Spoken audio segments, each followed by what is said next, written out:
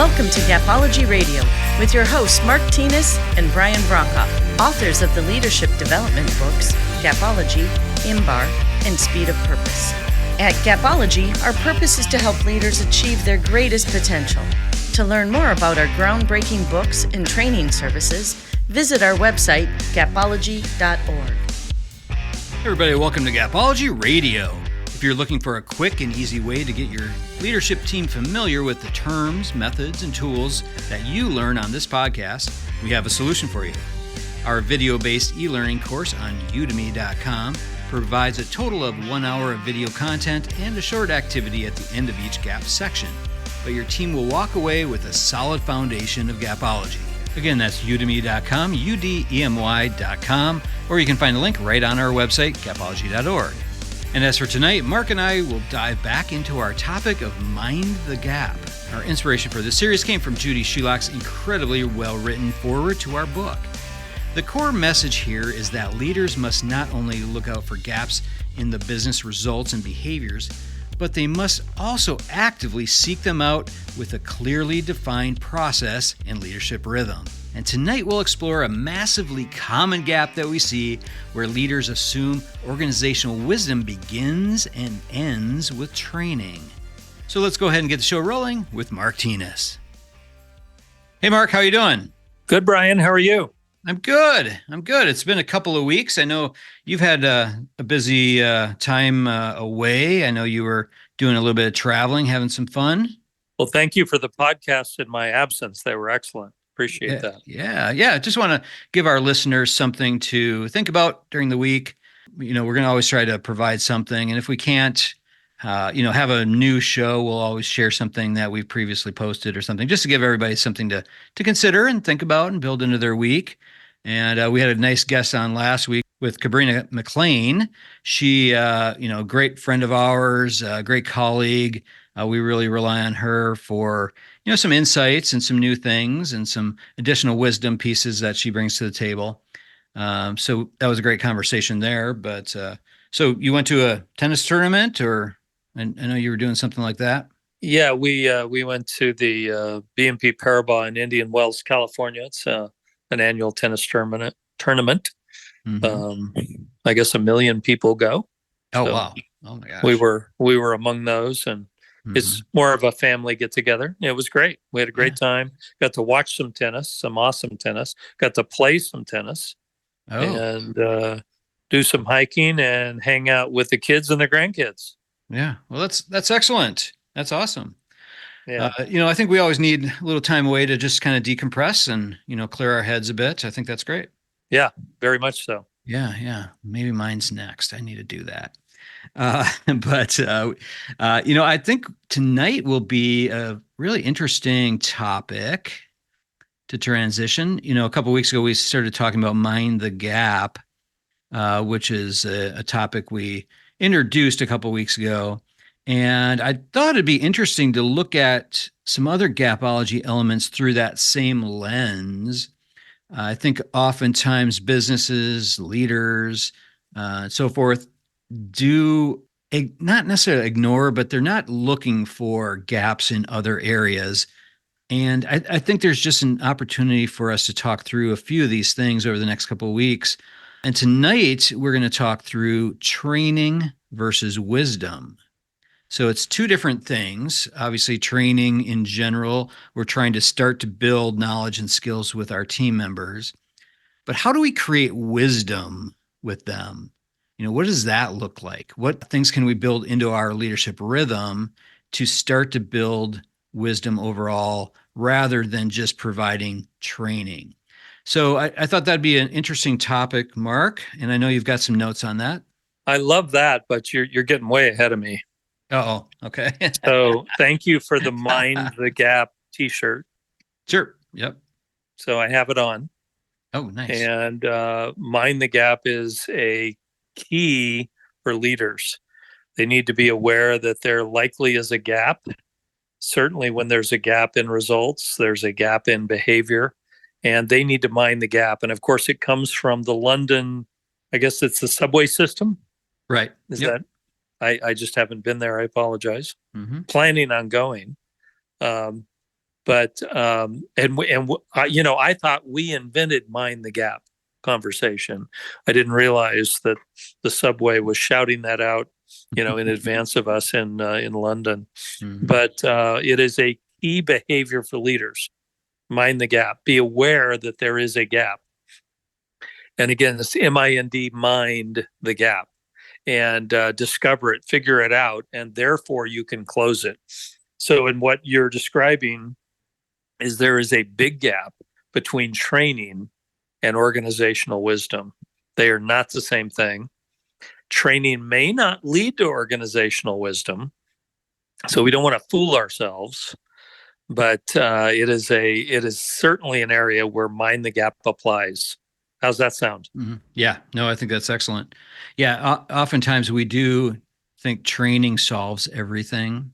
We train people and then we set them loose and they, start doing their job, and we just kind of assume that they got what they needed in training. And well, they got the training, rarely. Brian. What are you talking about? They got the training. I know they completed it. Right. And that's rarely the case. And, does that get you to the behaviors you're really looking for as an organization? Yeah. So do you have some tips for us? Yeah. So organizational wisdom is, training is an element of that. But organizational wisdom, which is an incredible level to achieve, is really created by a teaching culture. And ideally, leaders teach. So in an organization where leaders view their role as teachers, and they spend most of their time, I'm not kidding, most of their time teaching, organizational wisdom can truly be achieved. And training is certainly an element that's important. It's part of it. It's got to be ongoing, but it does not necessarily achieve organizational wisdom. So you need to look at this differently. And have you created a teaching culture? Are you a teacher as a leader? Do you model a behavior that's equal to the purpose? Because those things change everything. The team observes your behavior. And if it aligns with the purpose, they begin modeling what you're doing. And organizational wisdom, becomes a possibility. Yeah, I think you hit on something key there, Mark. The modeling the behavior that equals the purpose. If you're going to create a culture that's really based on wisdom around the things that are most important for your organization, it does begin with you as the leader. And you need to, first of all, gain your own wisdom in those areas, and especially if it's your purpose and the things that you're truly passionate about going after, but not just understand it and believe in it, but actually going in and modeling those behaviors. Yeah, and we've seen in environments that have that innovation is likely to happen at a totally different level. So think about how it changes the organization when others are observing your behavior, beginning to align their own with the purpose, and then beginning to show you things you didn't know and couldn't see. And innovation can be part of that. It also creates an environment where mentorship truly happens. You can really bring that to life, where those that have the behaviors that align with the purpose can mentor others on the team and bring the entire team forward. And again, a lot of this stuff doesn't fall under the category of training.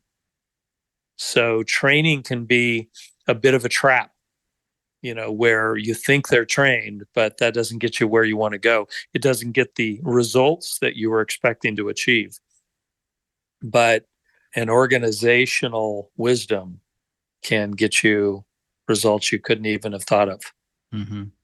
Yeah, it's so true. If you just picture what someone goes through when they're learning something new, especially if they're just starting a new job, there's so much just content that they're trying to absorb during their training period that they're really just learning the first steps. They're really not building any sort of wisdom at that stage. So the teaching culture really is the responsibility of the leader outside of whoever does the initial training. Whoever that person's leader is It's really their role to continue to grow their skills and knowledge and build that experience around the things that matter. And connecting it with your purpose is one thing. You always talk about looking at your top performers, those A players on your team, as the example for setting expectations and things like that. But when you said the mentorship there, I think those individuals can really be key pieces in that whole process. Yeah, absolutely. Yeah, there's so much here. Organizational wisdom, comes with so many pieces in those organizations, and we've worked with many of them. The leaders certainly model the behavior of the team. The leaders and many others, mentor the team. That creates talent development. So people literally come to work and they get better every day. Think about that. They get better and they get better and they get better. And when a position opens up, we've got somebody who's ready to be promoted into that role. And again, ultimately, everybody begins to model the purpose. That creates results, performance, that, is unmatched. Mm-hmm. And the other thing that we've seen in these environments is that teaching becomes something that's celebrated. Think about that. Is teaching celebrated in your environment today? When someone models and mentors and brings somebody to the next level, is that celebrated? And again, it's so different than training. So training can be so deceptive versus what we're describing here. This organizational wisdom is different. It's long lasting. It creates results that are industry leading. Again, going back to the title of this podcast, you need to mind the gap, because there is a huge gap between simply training and creating organizational wisdom. If your plan with your team was to, let's get a great training program in place, well, that may be important, but that's a far cry from organizational wisdom. That gap between the two is really massive. And so often we have seen leaders just go, they were trained on that. Let's send them back to training if they didn't understand it, if they didn't remember it, if they're not practicing. Let's send them back to training. When in reality, that might be, sure, that might be an element there if they had so much that was involved in their training that one piece they didn't get, really trained very well on. But when you look at the overall performance of the individual, if you're trying to build wisdom for that individual and your team in general, you need to look at things beyond just that initial training course or program or whatever that they went through. And how do you, as the leader, help to grow those skills and help them continue to move forward? Yeah, we're certainly not saying training is not important. It's important. Right. It does not in and of itself create organizational wisdom. When you look at the habit ladder, which we talk about all the time, training is certainly an element of the habit ladder. So you have to think this through. The other thing that's critical here is in the organizations that Brian and I have worked with, many of them, if not most of them, had not considered how to achieve organizational wisdom.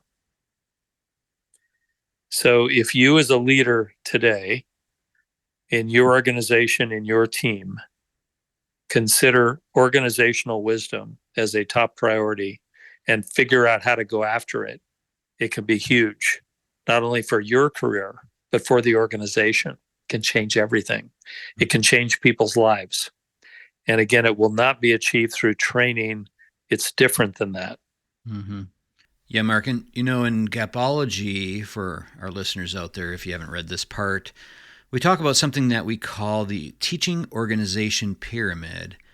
And I think there's some great clues here to think about when trying to create organizational wisdom. And just to walk everybody through it, you need to start by making teaching of value in your organization. That's the base of the pyramid. Formally value it. That creates the next layer on the pyramid, which is learning, thinking, and insight within the whole team. And really, this is the independent and interdependent learning, thinking, and insight where everyone really grows together. And that creates the next layer, which is behavior change. Once everyone's growing together, they'll behave and execute at a much higher level, which then creates the next layer, which is improved execution. And from all of that, the team will start to see things and value things in far greater detail, which is shown through organizational wisdom, which is really the top of the pyramid. So, look at your leadership rhythm, look at how you're building teaching into your organization. There needs to be ongoing teaching to grow skills with feedback. So it's really an important part of that teaching culture that you have some sort of mechanism for feedback. Yeah, so true. So true. So one other item, if I can bring it up here, Brian, that really compromises organizational wisdom is remote work. So in today's work environment, many people work from home, and that may well compromise organizational wisdom because it compromises modeling of the behavior, potentially, the observation of the leader modeling the behavior. It may compromise feedback, ongoing feedback on behavior. It may really compromise organizational wisdom. So you've got to figure it out. I've listened over the last couple of weeks to a couple of CEOs who were saying, hey, we're coming back to the office. Mm-hmm. And again, they specifically spoke of collaboration suffering, innovation suffering. We live near the Silicon Valley, so there's a lot of organizations there, companies there that had gone virtually total remote, and they're bringing people back. And again, if you really look at the root of why they're bringing people back, it's to achieve organizational wisdom. Yeah. Think about well it. said. Yeah. Isn't that right? Yeah. I hadn't considered that part. They always talk about collaboration. You hear that all the time, but I hadn't thought about it through the lens of wisdom. It is far more difficult to do this piece remotely. I think it can be done, but it takes a leader who really has a very clear leadership rhythm, very clear focus around building wisdom. You really have to be even better at this stuff if you lead a remote workforce. Yeah, I mean, can wisdom be achieved on Zoom? Probably not at the same level. Think about it. Yeah. Think about what suffers. We mentioned collaboration. We mentioned innovation. What about role modeling in the workplace?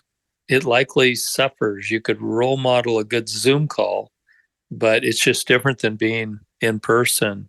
And the skill level to conduct a meeting in person is quite different. Mm-hmm. And when a leader models the behavior that equals the purpose live, with the team, it's game changing. So there are significant drawbacks to remote work that challenge organizational wisdom. So just something to think about. But again, as a leader, what's your plan? How do you achieve organizational wisdom? When you do, you will remember this day and remember that we discussed this and that it was career changing and again, potentially industry changing. Use the things we talked about tonight because they do matter. Yeah. Those were my notes, Brian. Yeah. And I like what you said there. What's your plan? That's a great question. In fact, I put a little star by it. I think that could be a series, because with a lot of these things, we talk about it. We provide tips, each week we provide some sort of tips. We have our books. We have all these resources for people.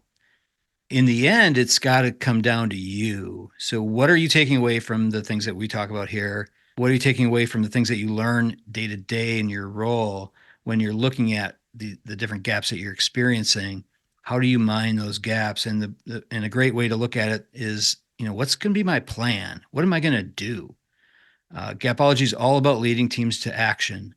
So this is just a great call to action for our listeners out there. What is your plan? This is awesome because it's big. Again, career changing, potentially life changing for many. And again, we're telling you, you may not have a plan. We know that from the leaders that we've met with. What is your plan to achieve organizational wisdom? You need to get there, and you will celebrate this podcast at some point. Yes. If not tomorrow when it's posted. Yes. Or whenever. Well, and let us know. Let us know if this one is meaningful for you. What you took away from it, how you're going to execute at a much different level around this. And we do have a couple other topics that we'll be exploring in the coming weeks around minding the gap. I've got a list here that I think will be some interesting conversations. So stay tuned for that. I can't wait, and I love wearing this T-shirt. I just feel so good. Well, good. Is it comfy? Yeah, and it just represents what I believe in. So yeah, for sure. Well, nice job tonight, Mark. Same to you, Brian. Thank you. We'll talk to you later. Bye. All right, that'll do it from here. For more information on Gapology, head on over to our website, gapology.org. Everyone have a fantastic week. Talk to you soon. This has been a Gapology Institute production. Visit us at gapology.org.